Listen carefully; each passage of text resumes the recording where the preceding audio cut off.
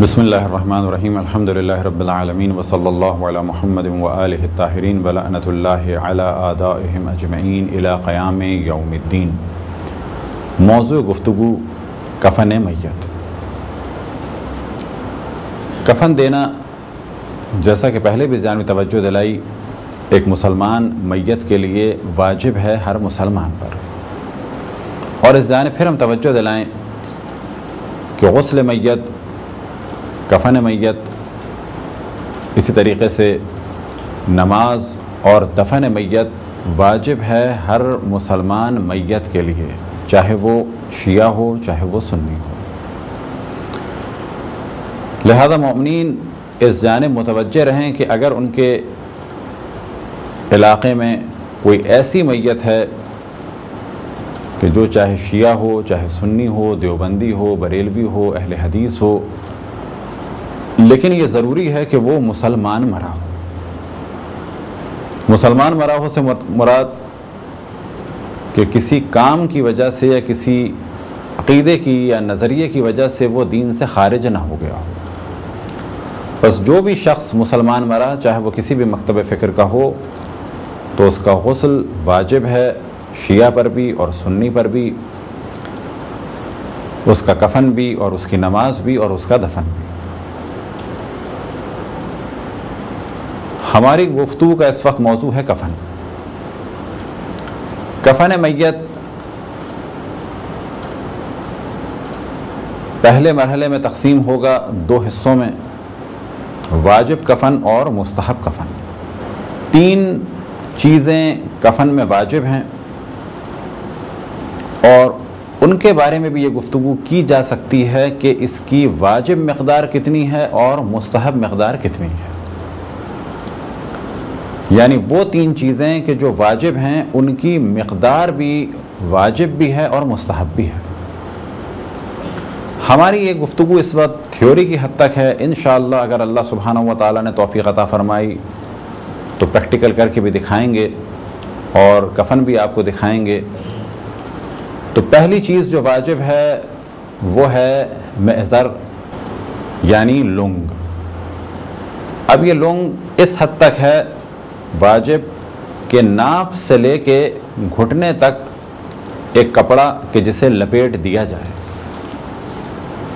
ناف سے لے کے گھٹنے تک ایک لنگ ہونا چاہیے۔ لنگ سے کیا مراد؟ جس طریقے سے بعض افراد نہانے کے بعد تولیہ لپیٹ لیتے ہیں، اور تولیہ لپیٹنے کا عام طور پہ جو حصہ ہوتا ہے وہ یہی ہے کہ ناف پر تولیہ کو لپیٹتے ہیں اور وہ تولیہ گھٹنے تک اگر آ جائے تو بالکل اسی طریقے سے لنگ ہوگا میت کے لیے۔ اور دوسری چیز ہے قمیض۔ اب یہ قمیض ایک ایسا کپڑا ہے کہ جس میں سر کو داخل کرنے کے لیے ایک کٹ لگایا جائے گا، جیسے کہ اس طرح سے لگا دیا اور یہاں سے تو خود بخود وہ کھل جائے گا، اس میں سر کو داخل کر دیا، اور یہ قمیض کا کپڑا آئے گا جو واجب مقدار ہے وہ ہے گھٹنے تک، اور اگر نیچے تک ہو تو بہتر ہے۔ لنگ کی بھی واجب مقدار ناف سے لے کے گھٹنے تک، اور اگر پاؤں تک ہو تو بہتر ہے۔ اسی طریقے سے قمیص کی مقدار بھی بازوؤں سے لے کے گھٹنے تک، لیکن اگر نیچے کی جانب ہو تو بہتر ہے۔ تیسری چیز جو واجب ہے وہ ہے ازار، یعنی ایک بڑی چادر۔ اب ایک سوال یہ ذہن میں آتا ہے لوگوں میں، کفن کا کپڑا کتنا ہونا چاہیے؟ مثال کے طور پہ بعض دفعہ اردو محاوروں میں جب گفتگو ہوتی ہے تو کہتے ہیں 40 گز کا کفن، تو ایسا تصور بالکل غلط ہے۔ جس طرح سے شلوار قمیض کا دار و مدار ہے انسان کی جسامت پر اور قد پر، بالکل اسی طریقے سے کفن کتنے کپڑے سے بنے گا اس کا بھی دار و مدار ہے مرنے والے کے قد اور اس کی جسامت پر۔ ممکن ہے کہ ایک شخص 40 سال کا ہو اور بہت ہی نہیں فلاغر اور پستہ قد ہو، یعنی چھوٹے قد کا ہو، تو اس کا کفن قطعاً چھوٹا ہوگا۔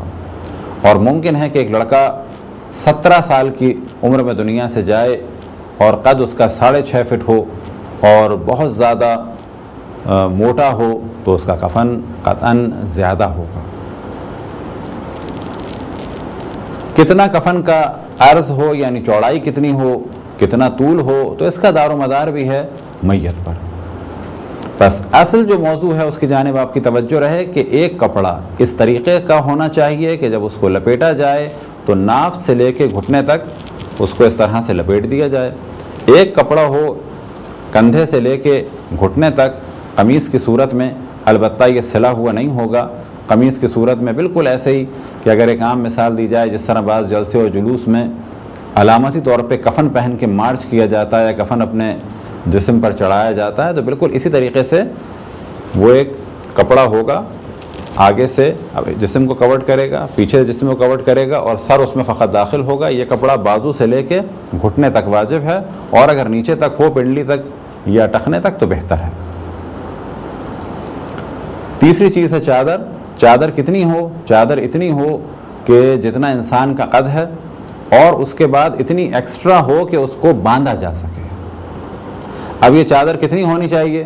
ممکن ہے کہ 4 فٹ کی چادر بھی کسی کے لیے کافی ہو اگر اس کا قد جو ہے 3 فٹ ہے، اور ممکن ہے کہ چادر 8 فٹ کی ہو جس کا قد 6 فٹ ہے، اور ممکن ہے کسی کا قد 6 فٹ ہو اور چادر 9 فٹ کی چاہیے ہو۔ وجہ کیا ہے؟ وجہ یہ کہ ممکن ہے کہ وہ بہت موٹا ہو۔ چوڑائی کتنی ہونی چاہیے؟ چوڑائی اتنی ہونی چاہیے کہ پورا جسم کور ہو جائے، اس طرح سے ایک حصہ یہاں پر آئے، دوسرا حصہ اس کے اوپر آئے، کہ جس طرح معمولاً آپ دیکھتے ہیں کہ میت کو لپیٹا جاتا ہے، یا یہ کہ کسی کو اگر لپیٹا جائے چادر میں تو جس طرح سے لپیٹنا کہا جائے کہ یہ چادر میں لپٹ گیا ہے تو کہا جائے گا کہ بس اتنا ہی کپڑا چاہیے۔ اب چوڑائی کتنی ہو، لمبائی کتنی ہو، تو اس کا دار و مدار ہے مرنے والے کے جسم پر، کتنا لمبا ہے اور کتنا موٹا ہے۔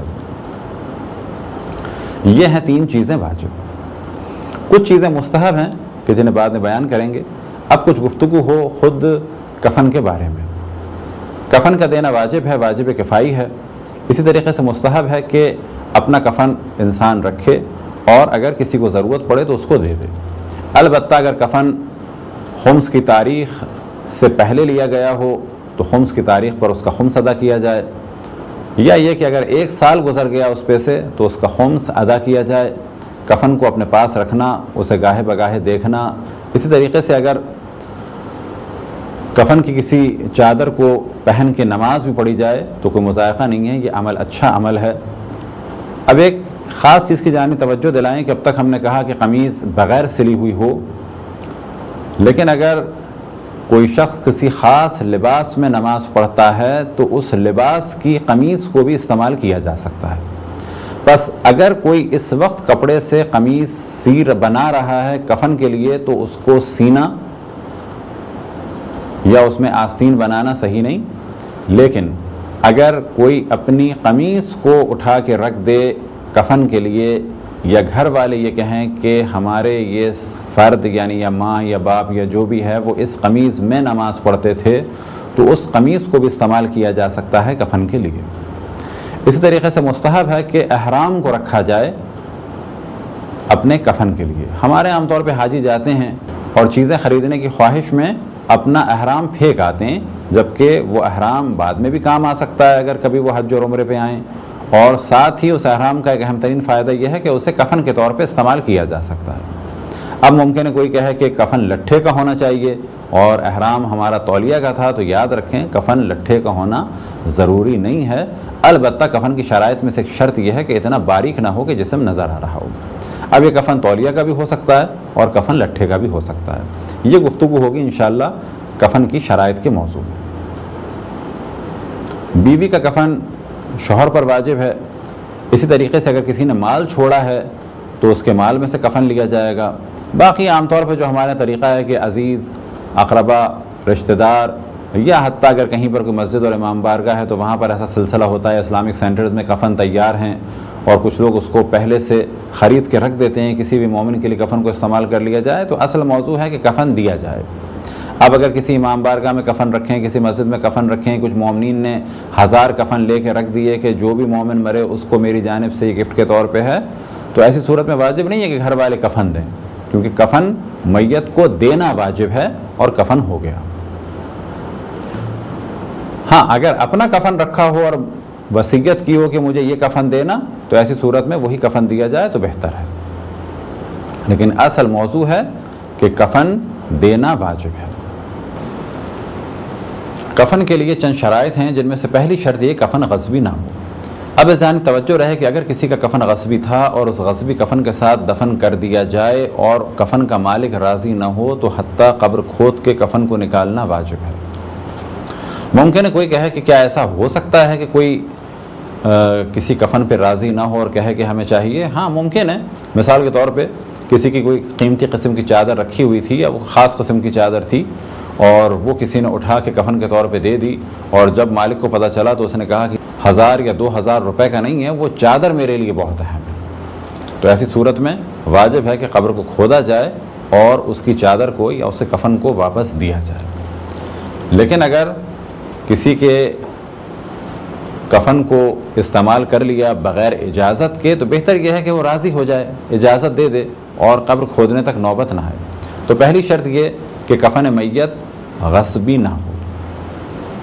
دوسری شرط یہ کہ کفن میت حرام گوشت جانور کی کھال سے یا بال سے بنا ہوا نہ ہو۔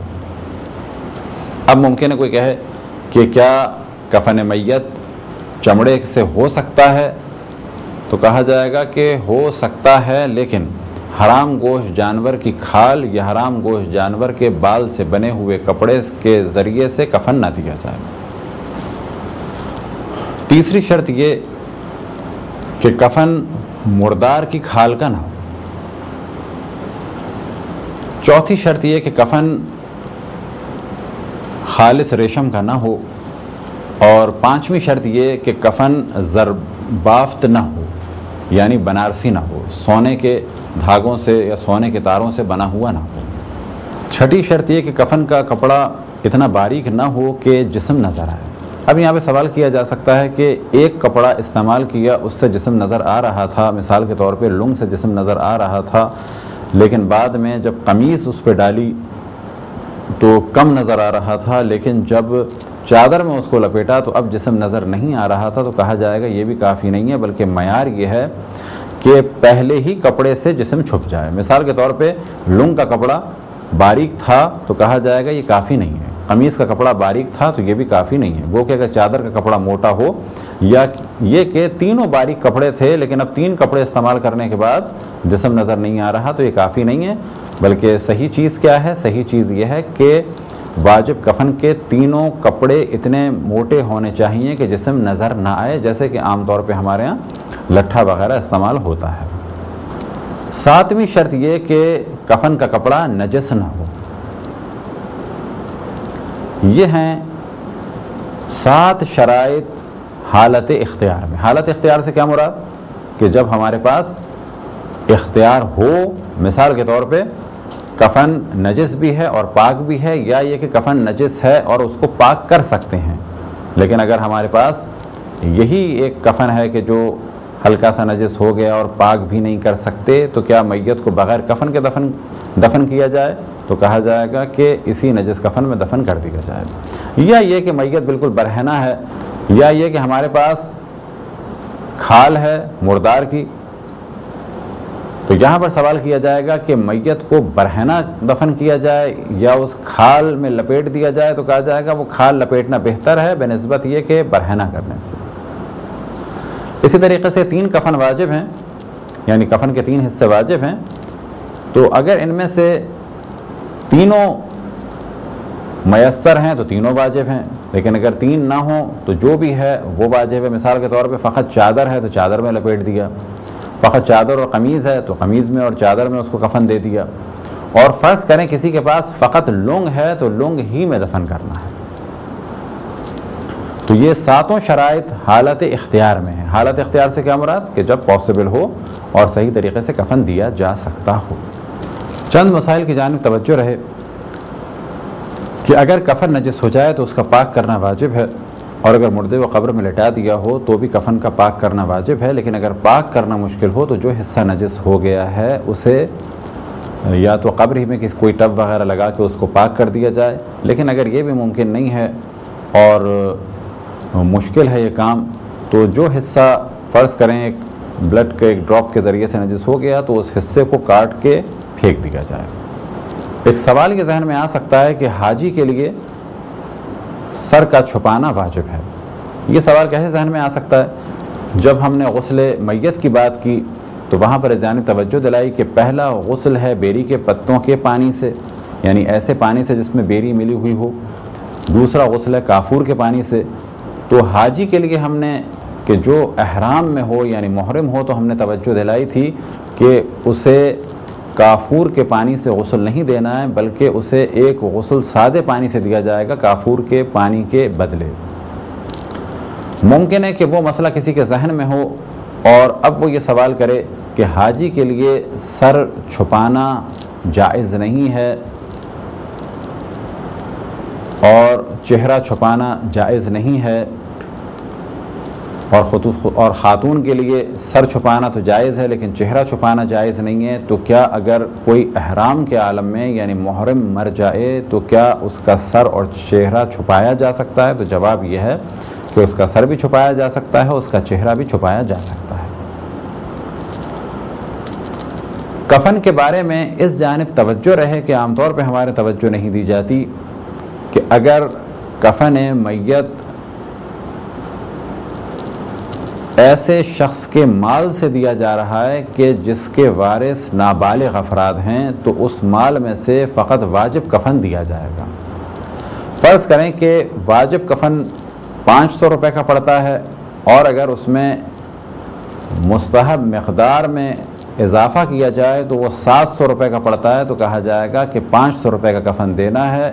کب؟ کہ جب وہ میت کے مال میں سے دیا جا رہا ہو اور اس مال کے وارث سب یا بعض نابالغ ہو۔ اب اگر کوئی مستحب کام کرنا چاہے یا مستحب کفن دینا چاہے تو کہا جائے گا کہ وہ بالغ افراد اپنے مال میں سے مستحب کفن دیں، نابالغ کے مال میں سے مستحب کفن نہ دیا جائے۔ یہ تھے چند کفن کے احکام اور کچھ گفتگو ان کی شرائط کے بارے میں۔ خداوند تبارک و تعالیٰ سے دعا ہے کہ بحق محمد و آل محمد ہمیں اپنے رسول اپنی حجتوں خصوصاً امام زمان علیہ السلام کی معرفت اور اطاعت کی توفیق عطا فرمائے۔ وصلی اللہ علی محمد و آلہ الطاہرین۔